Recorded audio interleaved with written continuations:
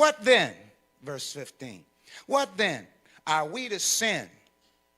Verse 2 was sin is a king, sin is a master, sin is a power, and it's been defeated by the resurrection of Jesus, by his death. But sin in verse 15 is an act. It's an action. It's a violation against divine law. Amen. Are we to sin? You see, the issue here is that sometimes there's an abuse of grace. Oh, talk about it. There's an abuse of grace. Yes, there is. And we need to realize that what God did, he did for a purpose. He did for a reason. There's no such thing as cheap grace. That's right. Grace is not cheap. It cost Jesus his life.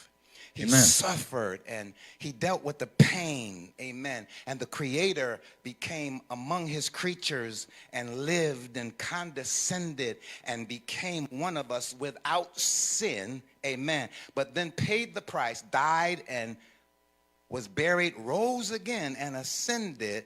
All that was costly for him. So grace is not cheap.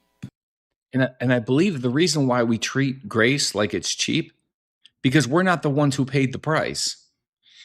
It's so key to understand this. And as Emery's unpacking this passage and this chapter in Romans 6, we have to understand God has given us victory through Jesus Christ, not to allow sin to reign as king.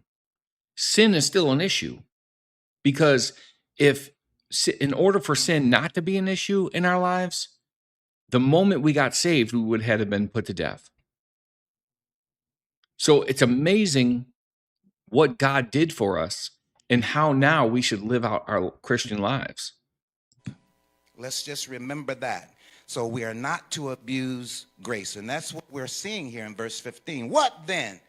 Are we to sin because we are not under law, but under grace? And his response is, by no means. By no means. But I have found over the years as a young Christian, as a growing minister, I have found that there's a problem with what we're seeing in verse 15. There's a problem with rule keepers.